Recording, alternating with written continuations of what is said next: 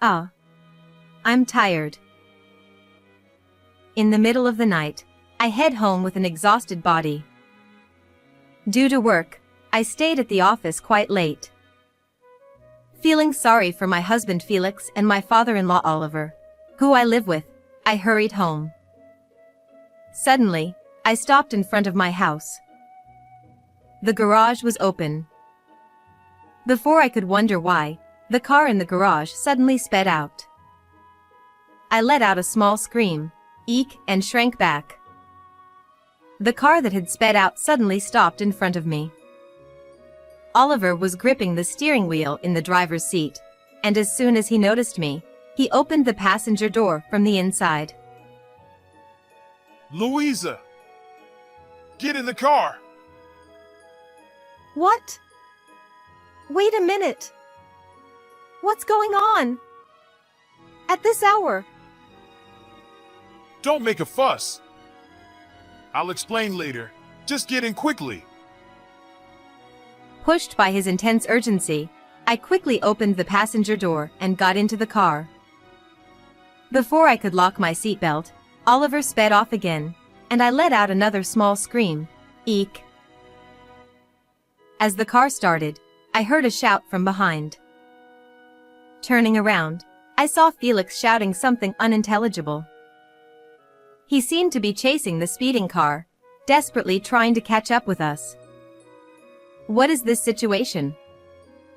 Felix, with a furious expression, was chasing us from behind, while Oliver, with a serious face, gripped the steering wheel. Sandwiched between the two, I could only continue to grimace in fear. My name is Louisa.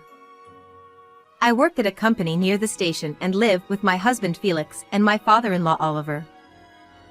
My husband and I work at the same place, but Felix is a full-time employee, and I work part-time. I handle most of the housework, and Felix helps out without complaint when asked. Felix has a handsome face. At random moments, he looks at me with his droopy eyes and slightly raised mouth corners. While washing dishes, he would stare at me with a slight smile, making me chuckle. What? What are you looking at? Your hairstyle. I think you look very beautiful with your hair tied back. I almost dropped the dish I was washing. Felix is always like this. He compliments me on parts of myself that I don't pay attention to at random moments. It's an obvious lip service, but it still makes me happy to be complimented. He is kind. Or rather, he might be too kind. At work, Felix is my boss. Even when mistakes happen, Felix never gets angry with me and always provides appropriate assistance and guidance. To others, he may appear as a kind and wonderful husband. I think so too. However, there is a strange uneasiness lingering in my heart, and I wonder if I am a bad person for not being able to trust my overly kind husband. Felix and I met at our current workplace. I remember that I didn't think anything special when we first met. Perhaps we progressed to marriage because we had common points with each other. That was a long time ago. My parents died in a car accident. It happened when I was in the 5th grade, on our way to a hotel for a trip. I was looking at the different countryside scenery from the car window. Suddenly, my father shouted, Stop! No! And my mother pulled me close with a pained cry. The driver of the oncoming car had an epileptic seizure and crashed into our car, making the news. My father and mother died. I only suffered minor fractures in my arms and legs. Relatives and friends who came to visit me said things like, "It's a miracle" and "I'm glad you're safe," as if I was lucky. Looking at my bandaged limbs, I questioned if this was really a miracle and if it was really good. My mother's relative, with tears in her eyes, said, Your mother died in a position protecting you. You have to live for her too. No, this is a dream. It's all fake. Yes, I understand. You're confused now. It's okay. Everything will be okay. I pressed my bandaged hand against the hospital bed rail to confirm the pain. It was real pain, not fake. I couldn't stop crying. I was sad that my parents had died and that I was alive. Even so, I grew up supported by many kind relatives. I think I received a lot of love. I always resolved in my heart that I had to become a responsible adult. After that, I worked hard as a member of society. I met Felix at the same workplace and gradually noticed his diligent work attitude. His way of dealing with customers, his serious and sincere attitude. He was kind to everyone and had good looks, so I thought he was out of my league and not a romantic interest. But Felix was the one who invited me on our first date. And the second and third dates were also initiated by him. At the end of our third date, I couldn't suppress my feelings for him. When I asked him to go out with me, Felix, with a slightly clouded expression, told me about his past. I lost my mother and live with my elderly father. Also, I recently got divorced. I see. I'm trying to forget about the divorce by focusing on work.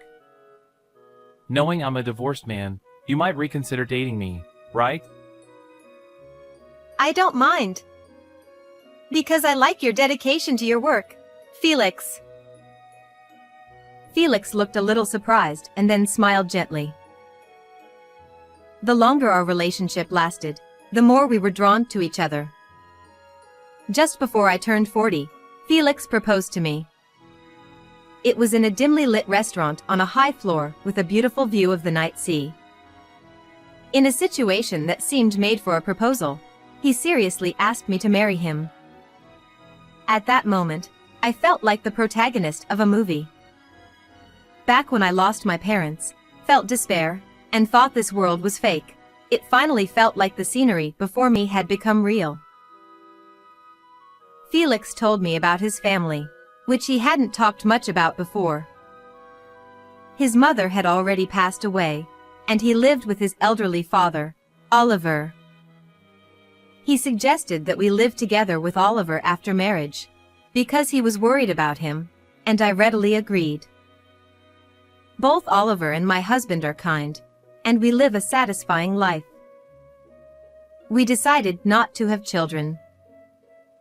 Felix and I, knowing the pain and sadness of losing parents, were afraid of becoming parents ourselves. I am content with this way of life. A few years into our marriage, Felix was incredibly kind. He accepted almost all of my suggestions and laughed off my failures in housework. He would laugh, then quickly turn his back to me and look somewhere far away. His kindness gradually changed in my mind. I began to think he was indifferent to me. Moreover, Felix didn't talk much about himself. His work was fulfilling but demanding.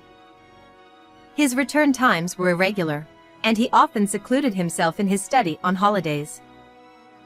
His actions lacked consistency, like suddenly inviting me to go shopping or on a date, or worrying about Oliver. Somewhere, I heard the phrase, "People who cheat have leisure." I don't remember where I heard it, but Felix's relaxed demeanor always puzzled me. Felix was handsome and popular, but I couldn't tolerate infidelity.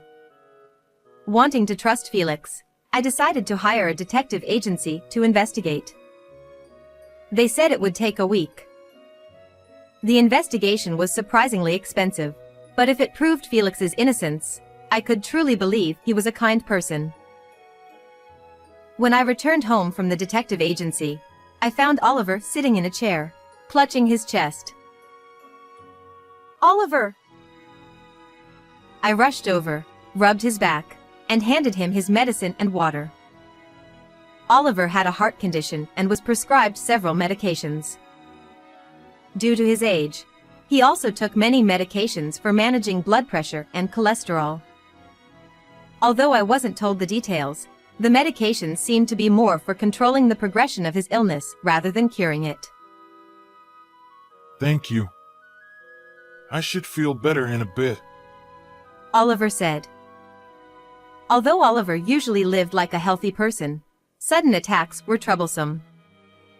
These included chest pain, breathing difficulties, and muscle spasms, which mostly subsided if he lay down in bed, but could become disastrous if the situation worsened.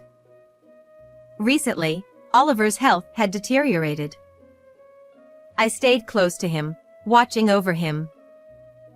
I wanted to consult Felix, but he didn't come home even late at night, and his responses to my messages were always, I'm busy.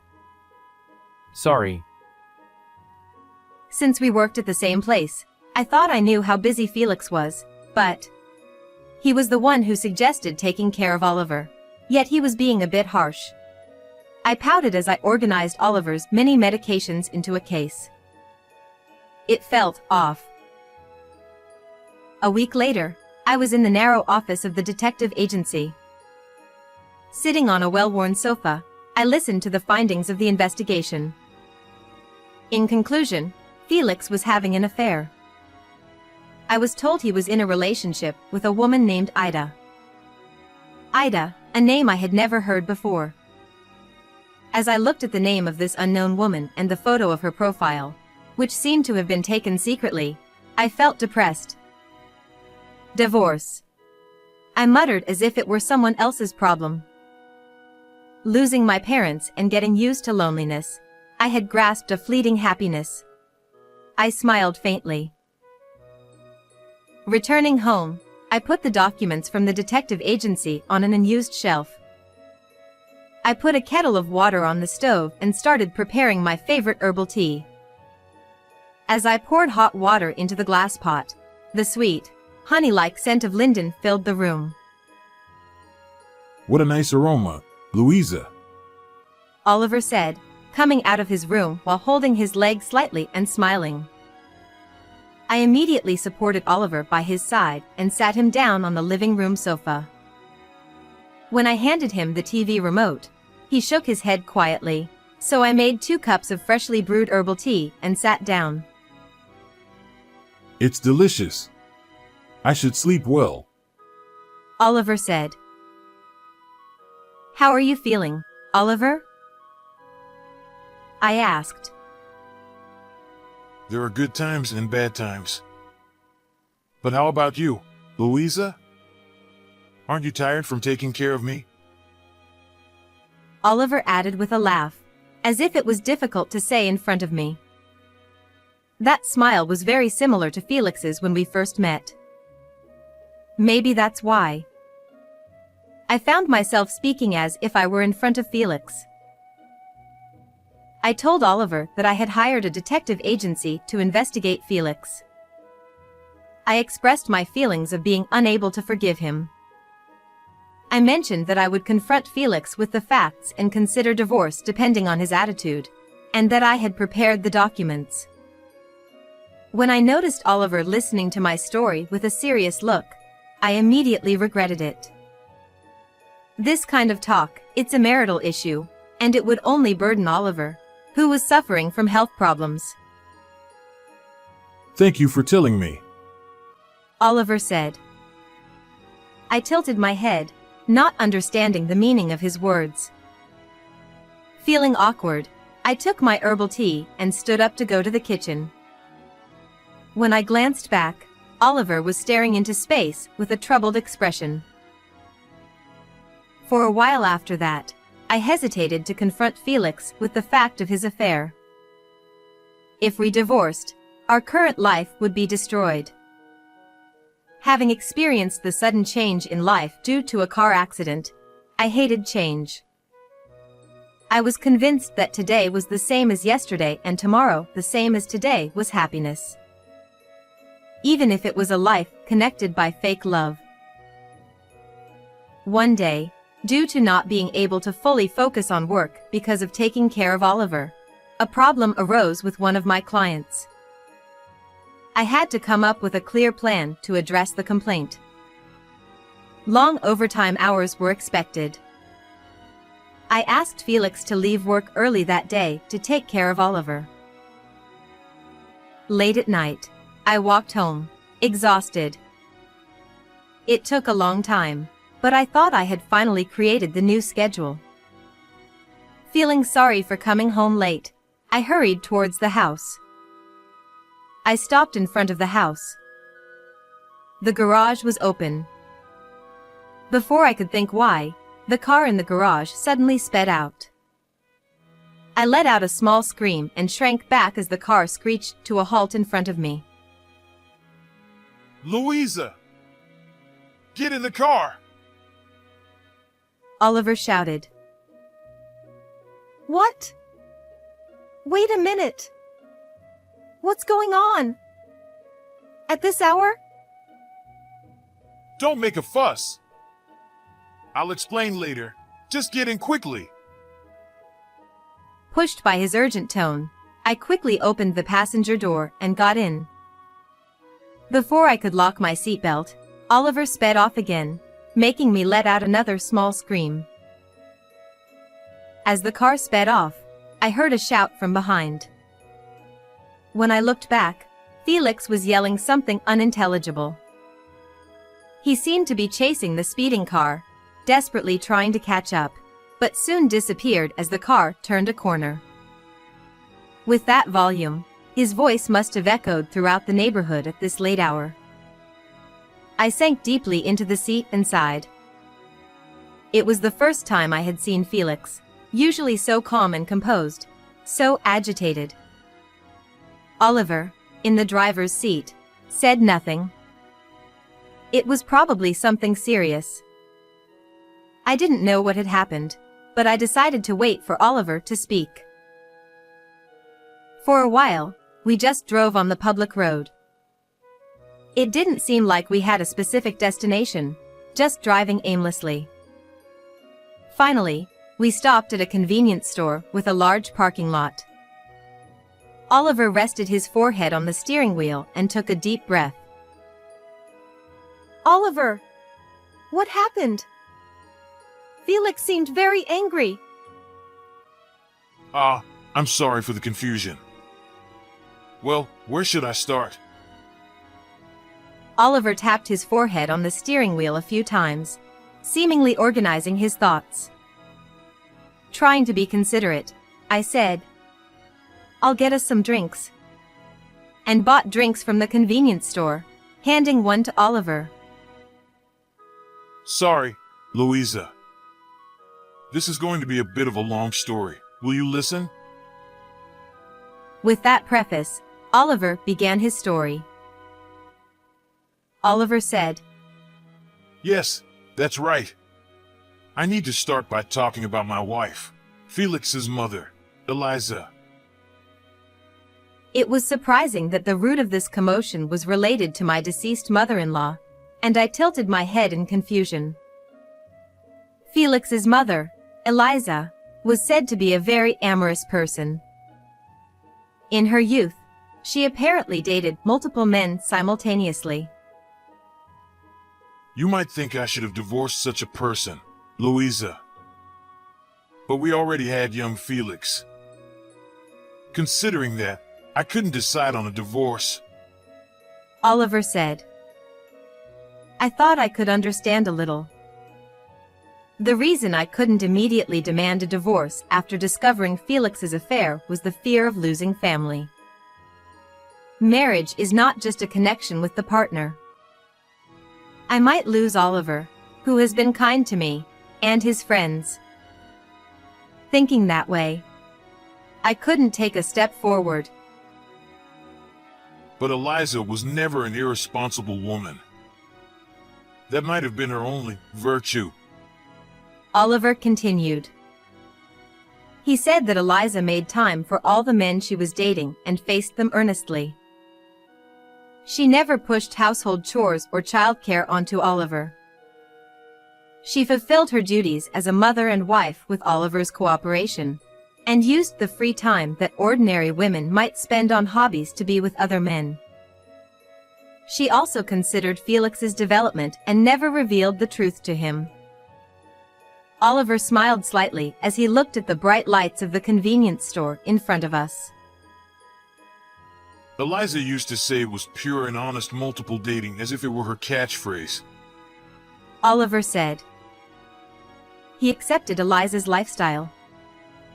He had no choice but to forgive it. Although it didn't feel good, he realized that pretending not to see it had almost no impact. But their time as a family was to end very quickly. Eliza was diagnosed with a brain tumor at a young age and was told she didn't have long to live, but she remained nonchalant. Before her condition worsened, Eliza told each of her lovers about her illness and said goodbye. And in the end, Oliver let go of the steering wheel and gently looked at his palm. In the end, she passed away in the hospital ward, holding Oliver's hand. but I couldn't just be depressed. For Eliza's sake, I worked hard to raise Felix properly. Oliver said. However, bad signs began to appear when Felix was in high school. Felix grew up to be an extreme womanizer. Unlike Eliza, he inherited only her amorous nature in the worst way. He would charm women with gentlemanly behavior and then irresponsibly discard them when he got bored. Oliver tried to stop this by having careful conversations with Felix. But Felix's bad habits with women never changed, and he eventually got married to me. At first, I was against marriage. It was obvious that you would be unhappy, Louisa, but Felix. Oliver proposed living together as a condition for marriage. For Oliver, who had physical disabilities, it was a very attractive offer. However, most of Oliver's care was left to me, and while Felix appeared kind on the surface, he was always out playing. Despite being busy with work, he still made time to cheat, which was practically a disease. At first, he said things like, I'll stop playing around and prioritize married life. Oliver thought he would observe for a while, but in reality, Felix was secretly playing around. In the end, a person's nature doesn't change easily. Oliver said, Louisa, you told me about the results of the detective agency's investigation, didn't you? I was grateful for that.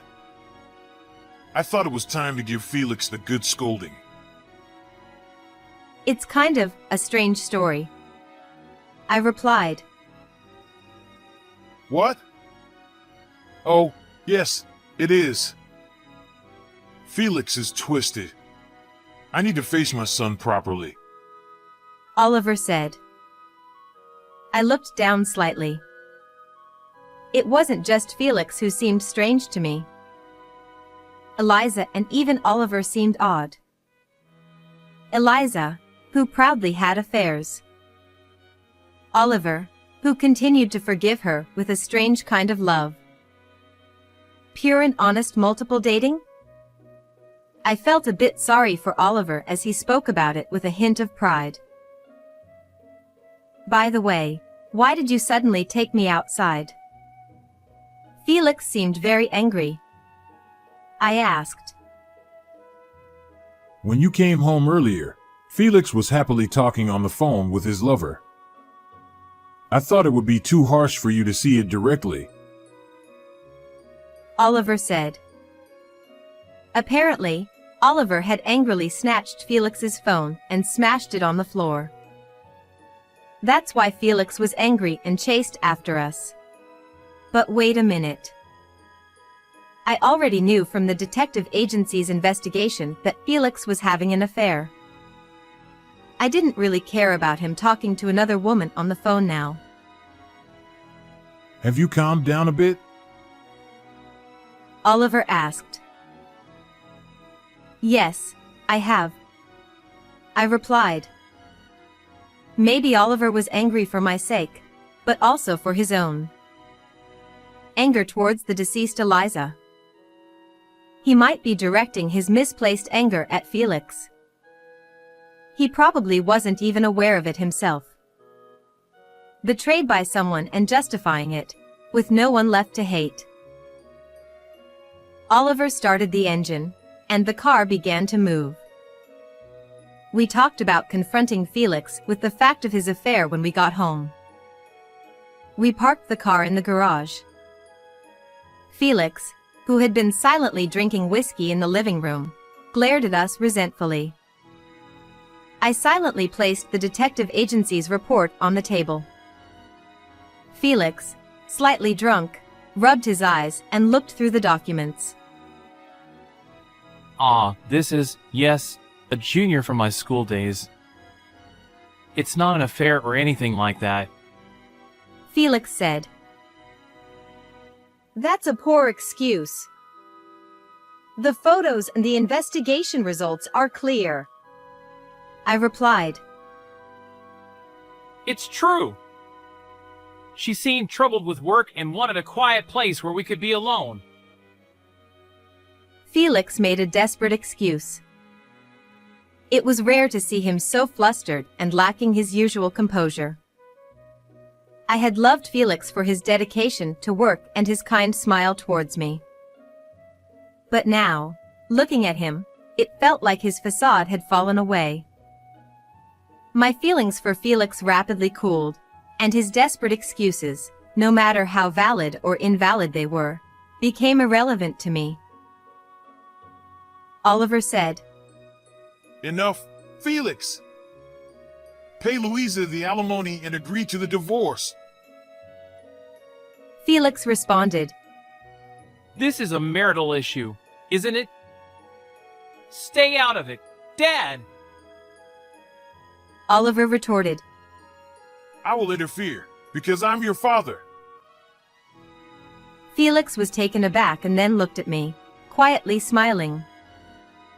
He must have realized from my cold eyes that I no longer had any affection for him. Honestly, I didn't have a strong desire to get a divorce. The procedures for divorce are troublesome, and there are many other hassles like changing my family register. But if I didn't take a step forward here, I would remain an unhappy woman forever, living a life pretending not to notice my husband's affair. I don't completely deny Oliver's way of living, but it still feels strange. I can't arrogantly talk about what the ideal marriage should look like. But I couldn't understand a relationship where one person is always sad or heartbroken. Felix, let's get a divorce. Right now. Felix pleaded. Wait, Louisa! I understand. I'll change my ways. I won't cheat anymore. I'll only look at you. So, please.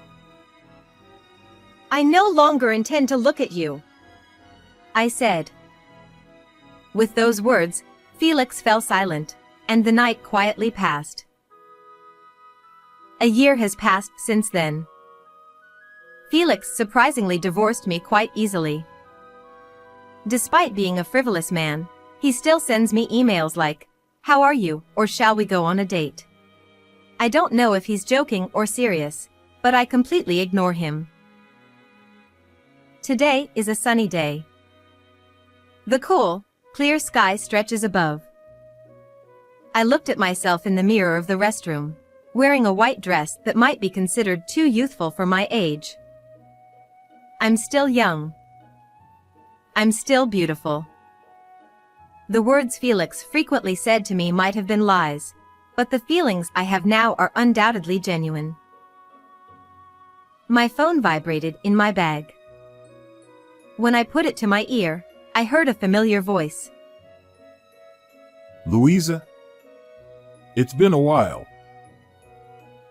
It was Oliver on the phone, telling me about Felix's situation without me even asking. After the divorce, Felix suddenly became quiet and refrained from dating women. He hasn't found a new marriage partner yet and has been seriously taking care of Oliver and focusing on finding a new partner. Everything is moving in a good direction. Thank you for listening, Louisa. Oliver said. No, thank you. I'm sorry, but I have someone waiting for me, so I have to go. I hung up the phone and looked at myself in the mirror. I couldn't stay at the same workplace as my ex-spouse, so I found a new job at another company. To live alone, I needed to become a full-time employee, and this recent turmoil made me reflect on many things. Maybe I was afraid of love. The fear of suddenly losing someone important. I lost my parents in an accident, and from that day, my entire life changed. Love might be the same. Even if you love someone, you will inevitably part ways someday. Even if it's not your fault, you might be suddenly told goodbye. Perhaps, during a date, if they say, "I'm going to the bathroom," and never come back, they might get caught in an unfortunate accident. No matter how long you stay together, people will always part with their loved ones.